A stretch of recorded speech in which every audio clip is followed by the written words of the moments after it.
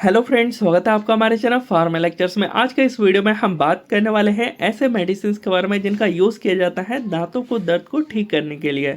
अब आपको पता है जो दांत में दर्द होता है उसके बहुत सारे रीजन्स हैं, तो सब कुछ हम बात करेंगे कि किन किन रीजनों की वजह से हमारे दांत में दर्द होते हैं। जैसे कि पता है कि मसूड़ों में सूजन आता है या फिर दांतों में संक्रमण यानी बैक्टीरिया का ग्रो होने की वजह से, दांतों का टूटने की वजह से, डिके होने की वजह से। इसके अलावा जो अक्ल दांत है, विजडम टीथ है, उसके आने की वजह से भी होता है। तो सब कुछ समझेंगे कि इस टाइम पे कौन कौन सी जो है वो मेडिसिन डॉक्टर प्रिस्क्राइब करते हैं और आपको लेनी चाहिए। तो मेरा नाम हुसैन है, स्वागत है आपका हमारे चैनल फार्मा लेक्चर्स में। वीडियो को स्टार्ट कर लेते हैं। सबसे पहले ये समझते हैं कि किन किन कारणों की वजह से आपके दांत में पेन होता है।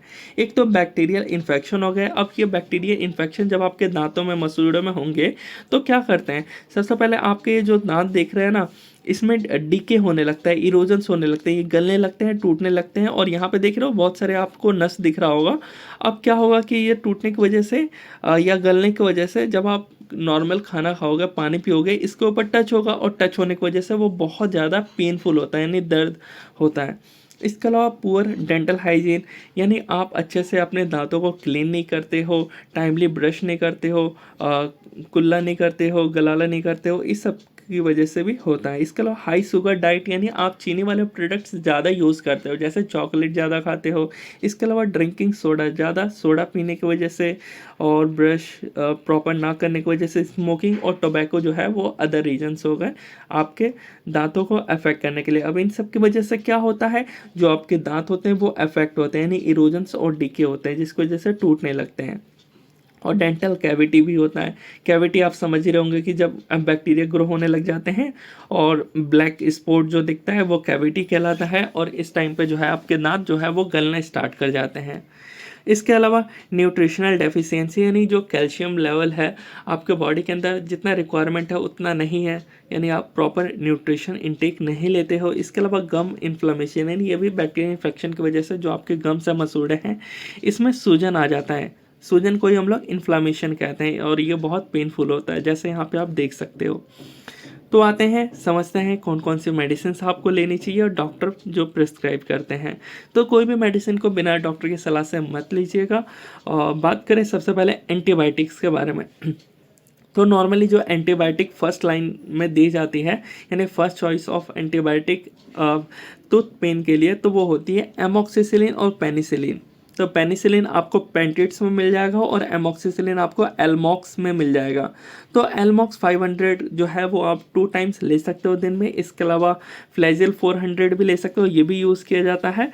अगर ज़्यादा है बैक्टीरियल इन्फेक्शन उस टाइम पे क्लेवम 625 mg दिया जाता है। तो ये क्या काम करेंगे, जो बैक्टीरिया है, ग्रोथ है, उसको रोकेंगे, बैक्टीरिया के ग्रोथ को और बैक्टीरिया के लेवल को कम करेंगे, यानी जड़ से ख़त्म करेंगे।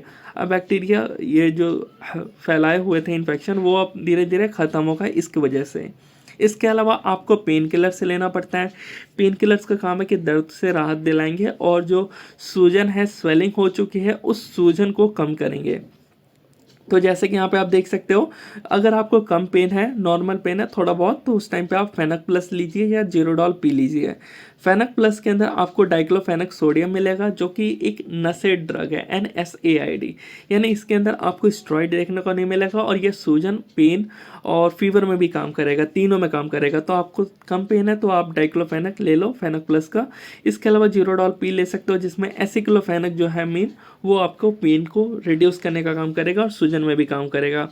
इसके अलावा कम से ज़्यादा पेन हो रखा है, यानी कभी कम कभी एकदम ज़्यादा हो जा रहा है, तो उस टाइम पे जीरोडॉल SP और कीटोरॉल DT ले सकते हो। ये दोनों जो मेडिसिन है ये कम से ज़्यादा पेन के लिए होता है, यानी जो आपका मिनिमम पेन है और एकदम सीवियर पेन है उस टाइम पे इन दोनों मेडिसिन का यूज़ किया जाता है। तो आपको ये समझ आ गया होगा कि कौन कौन से मेडिसिन लेने हैं। इसके अलावा जब आप इन मेडिसिन यानी पेन किलर्स का यूज़ करते हो ना, तो ये गैस बना सकते हैं, इसलिए आप कोई भी एक एसिडिटी के लिए मेडिसिन ले सकते हो। एसिलोक हो गया, ओमी हो गया, ये सब ले सकते हो।